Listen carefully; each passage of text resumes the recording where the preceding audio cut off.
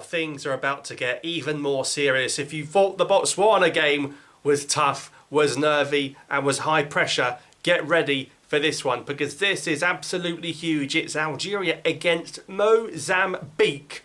Both teams sitting on 12 points. It's almost like a playoff, like the Cameroon game 3 years ago. Win or bust effectively for Algeria. Guinea, thanks to Somalia, are pretty much out of the picture now. Maybe I'm quick and swift to judge them, but it's really difficult now to see Guinea making the first spot. Maybe they could get the second spot, but to get the first spot, I can't see it happening with both Algeria and Mozambique currently 5 points ahead of them with 5 games to go. So Algeria and Mozambique on 12, Guinea on 7, Botswana and Uganda on 6, and Somalia on 1. And of course Algeria, Mozambique, Tuesday night, 9 o'clock kickoff, 10 o'clock local time in Tizi Ouzou. And of course we beat Liberia 5-1 in that stadium last time out. Listen, this is big. There is no room for error now. We have been handed a massive lifeline with the Guinea nil, Somalia nil result. We've got to make it count. We thought we might be in a whole lot of trouble when Algeria lost in Baraki to Guinea 2-1 last summer in one of Petkovic's first games. That result for me doesn't matter anymore. I think we've got a huge lifeline now with what's happened in the Guinea-Somalia game. So now we've got to put Mozambique to bed. And Belmadi played a huge part in that when he beat Mozambique 2-0 in match day 2 in Maputo, with Zerouki coming off the bench in that game to get a goal, I remember as well. So if we could win this game, that would put us 3 points clear of Mozambique with 4 games to go and put it very much in Algeria's hands going to the World Cup. We've got 5 World Cup qualifiers left. 3 of those are at home. So we're in a decent position here, and we've gone to Uganda and won. We've gone to Mozambique and won. We've gone to Botswana and won as well. Guinea and Somalia away will most probably be in neutral venues as well, so we won't have to worry about tough conditions there. As for this game, listen, obviously hopefully Uganda and Guinea draw again. That'll be good, because then we could see more drop points for Guinea. Guinea are going to be really having to try and win all 5 games now. Somalia, Botswana. Somalia, if they can get their first win in this group, that would be amazing for them. But that's going to be a tough test against Botswana. And then we come to the Algeria-Mozambique big game in the evening. What is Petkovic going to do? He played 4 at the back in Botswana. No one expected it.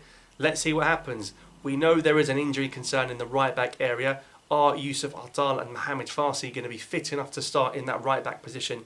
If not, Issa Mandi is somehow going to play there yet again, because we're too stubborn to call up Mitchell Weiser. But looking at it, if you see the situation, if Atal is fit and if Farsi is fit, who are you going to play?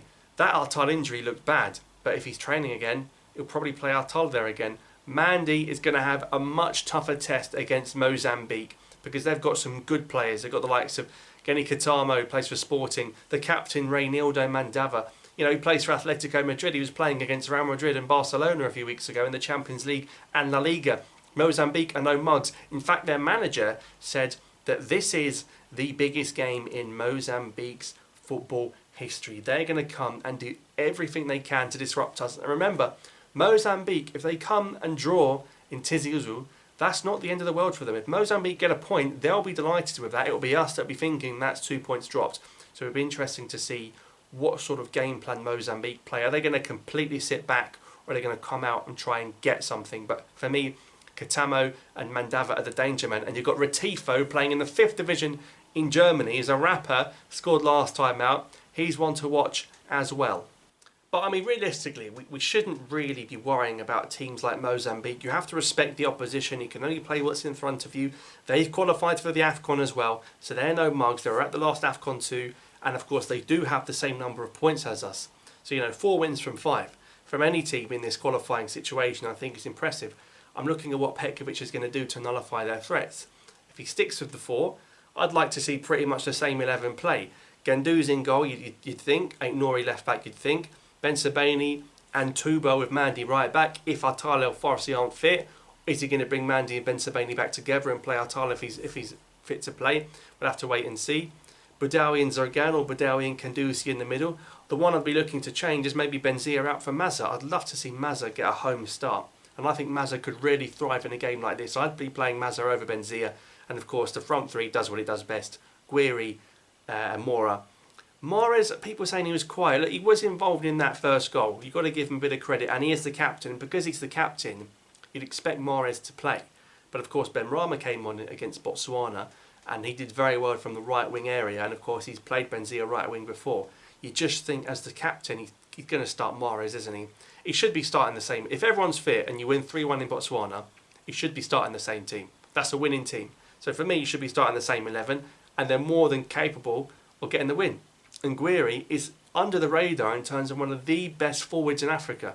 Guiri's amazing. We are starting to realise, we need to start appreciating just how good Ammi Guiri is. He is sensational, and when Guiri got injured before the last AFCON, people didn't realise just how much of a blow that actually was for the national team. Obviously, we're playing in the evening, so the fasting isn't going to be taken into account. Even the fans can come back from the mosque.